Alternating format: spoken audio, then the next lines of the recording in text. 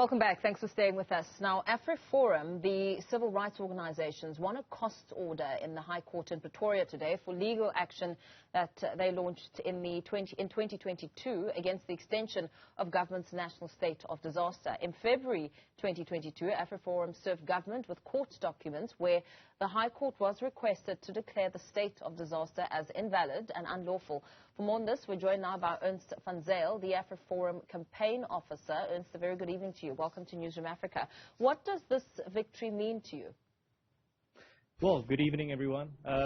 What does this victory mean? Well, this victory means that AfriForum's challenge to the national state of disaster back in 2022 was absolutely valid, seeing as we argued that the government has ended the state of disaster due to not just AfriForum, but many organizations within civil society, of continued pressure and the imminent legal action that was looming over their heads. So the fact that we've now won costs means that the courts agree that our arguments during 2022 for the impending legal action that was the government was facing was absolutely solid, and the fact that we've won this means that we were absolutely in the right place.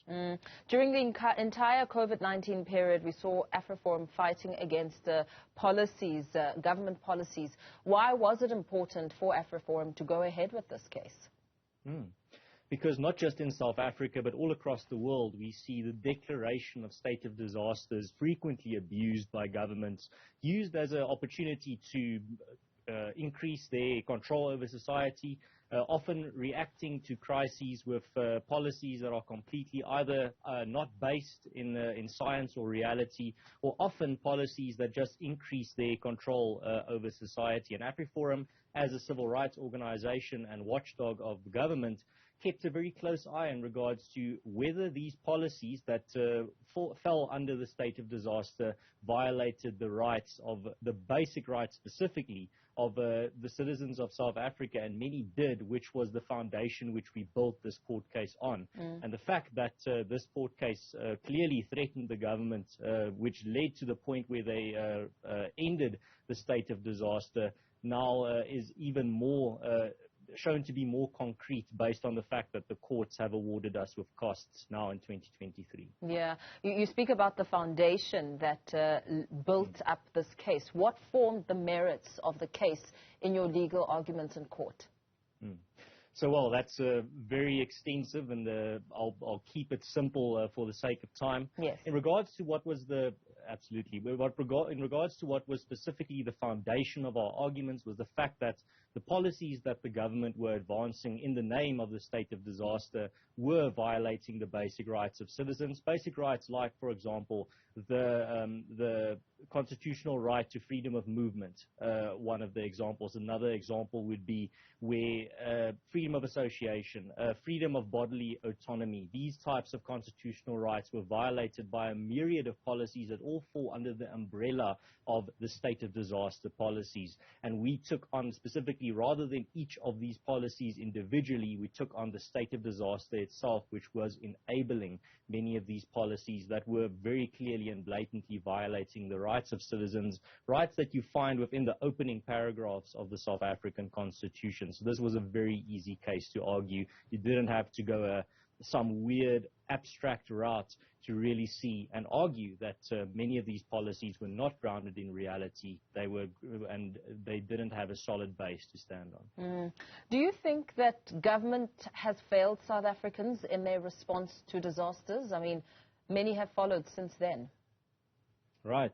Well, the fact that the government keeps declaring state of disasters and the declarations of a state of disaster doesn't lead to the solving of the problem, or rather the ending of that disaster, clearly indicates that this seems to be just a desperate attempt by the government. But not only that, seeing all the many abuses that these types of declarations of state of disaster have enabled through, for example, the extra and added powers that they give the government have been very concerning. And that's why specifically it's important to not just accept any state of disaster as well. This is definitely coming from a place of concern. The government's trying their best.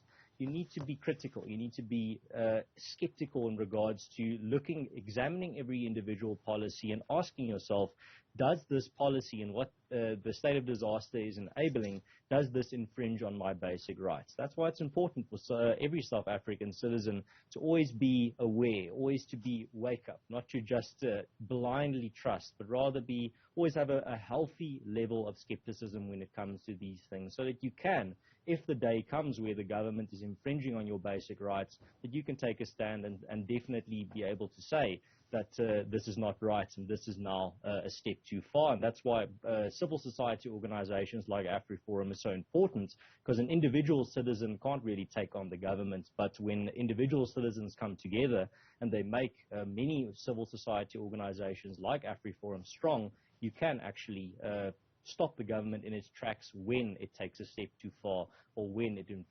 infringes on the basic rights of citizens. What precedent do you think that this victory sets for government in future? Well, any cost order is definitely a major deterrent to the government, seeing as they are cash-strapped by their own admission at the moment. So any type of court case where they have to now pay the costs of the opposition to their policy in that court case is definitely a major deterrent to not just trivially abuse the powers given to them by a state of disaster. It definitely makes them more careful in the future to not think that they are untouchable. That's what every government in the world always needs to be scared of, the fact that there will be people to hold them accountable if they go too far. There will be people looking at, examining what they're doing, and that they can't just do what they want. If they ever infringe on the rights of their citizens, there must always be the awareness in their mind that there are organizations and groups that will stand up to them and say, we will challenge you in court and make sure that the rights of citizens are protected. So specifically, the most important thing that this precedent sets is, again, it just keeps the government on their toes, that they are just reminded that they can't just do what they want. There are groups and organizations that will keep an eye on them and that will stand up for the little guy out there, the man on the street, the man or woman out there that is not in a position of power. That's the strength of civil society organizations. They can represent the little guy out there and give them a voice and give them some way to influence the government when their rights are infringed. Yeah, absolutely. Thank you so much. Let's leave it there for now. Thank you for your time. Ernst van Zyl.